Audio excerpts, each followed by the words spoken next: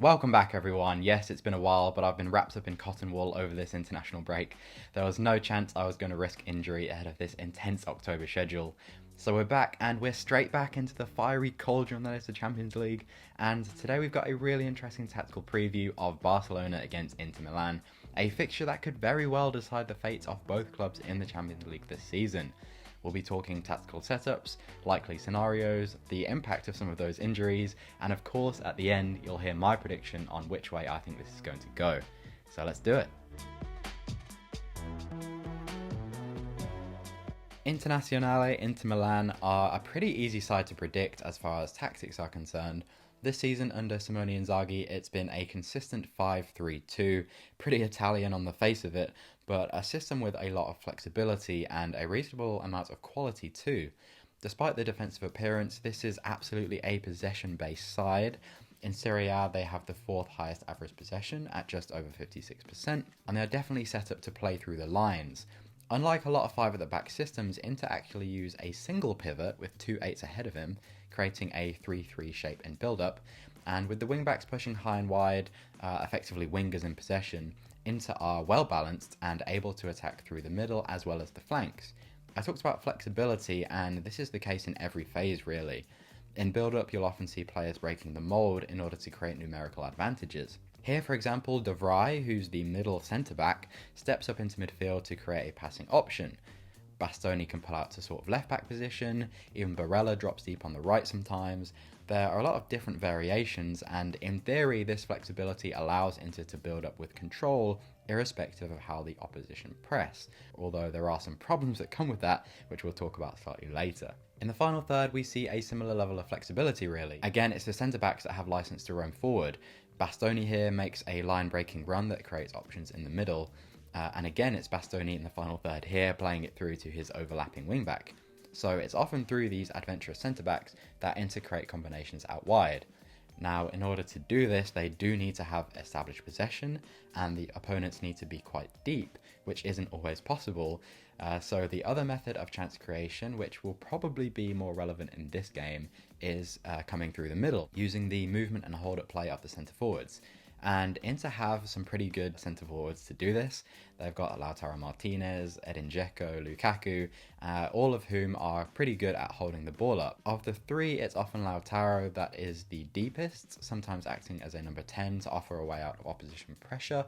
But typically these forwards like to get close to each other and play off one another between the lines, eventually looking to bring in those wing-backs. And again, when crosses come in, those centre-forwards can be pretty devastating. Defensively, again, flexibility is the name of the game really.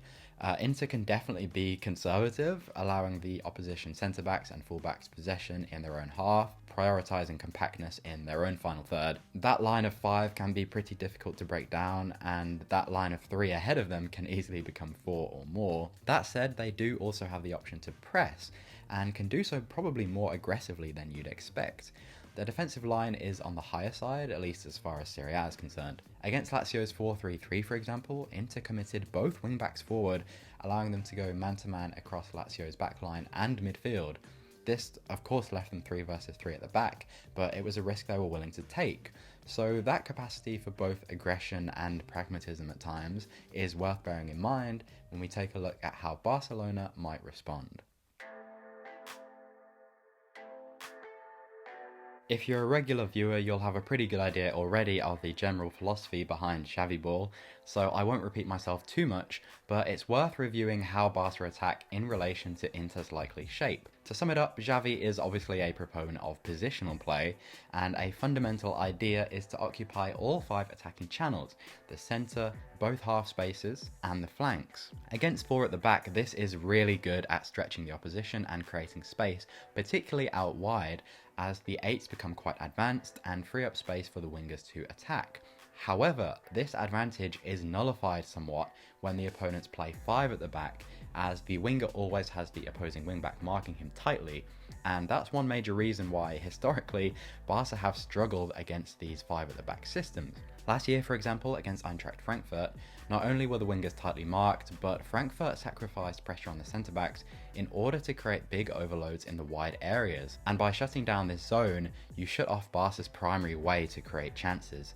And that's why I think Xavi might do something different and could potentially shift to a 3-4-3 for this one. Yes, I think it might make a return, and it has some good advantages. For one, it pretty much prevents your opponent from overloading those wide areas like Frankfurt did. And that's actually the theory behind Pep Guardiola's double inverted fullbacks, who, by taking up central positions, forces the opponent's wide midfielders inside and provides direct access to your wingers.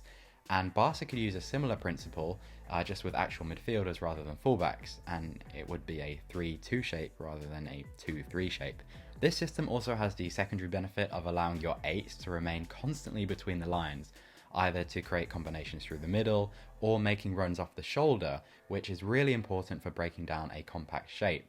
Against Bayern, I talked about Pedri dropping too deep too often, and this is a direct remedy. Barca have used a similar system already this season against Real Sociedad's midfield diamond, and while there were some teething problems, they frequently outnumbered La Real in midfield, 4 versus 3, and were able to generate a free man between the lines reasonably often. So for those reasons, I do quite like the idea of 3-4-3 in this game. That said, Xavi is showing a preference recently for very wide fullbacks. He did that against Elche's back 5, for example, so 4-3-3 is for sure still an option. Regardless, I actually think Barca might profit as much from their defensive setup as their offensive one in this game, which takes us nicely onto how I expect it to play out. One thing I feel reasonably confident in saying is that Inter will struggle to play their possession game against Barcelona. I've watched them several times this season against aggressive opponents, and they do tend to crumble a bit. Against Milan, Bayern, and even Udinese in the league, this was the case. And the biggest reason for this is a lack of coordination, really. It's not a positional system in terms of players knowing what zones they need to occupy. The players are given much more freedom to find their own solutions, and that's what's responsible for all those different variations we saw. But to make that work, the players need to be very, very technical, quick thinking, and spatially aware. But unfortunately for Inter, they aren't Real Madrid, and those possession fundamentals aren't always there. You'll see things like the pivot dropping unnecessarily deep instead of providing a progressive option, or the centre-back receiving with the wrong body position, or just not trusting a player to receive under pressure. This is almost a system that needs time to figure out what it's doing. It's certainly not automatic, and therefore when you put it under pressure, it does struggle a bit. And in those games that I mentioned, Inter made quite a few mistakes in early build-up that led to chances and goals conceded, so I would be quite surprised if Barca didn't profit from any of those kind of turnovers. Barcelona, as we know, are very aggressive. Even Bayern Munich struggle to deal with the man-to-man pressure, so I think it's unlikely that Inter get any consistent joy in build-up, and will probably rely more on counter-attacks or through the centre forwards holding up the ball and bringing the midfielders and wing-backs into play. In other words, I really think Barca will have a good chance to take control of this game. It'll just be interesting to see what shape they opt for and how they fare breaking down this 5-at-the-back system. Despite Barcelona's many injuries, the biggest hit is probably to Inter in the shape of Marcelo Brozovic, who looks likely to miss both group games.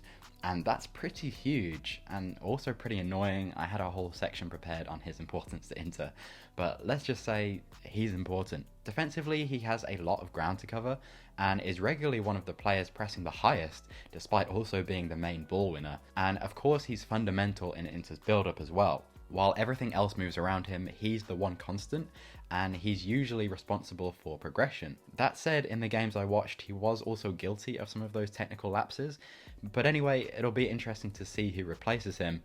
If Inter lacked rhythm with him, they'll certainly be worse without Brozovic.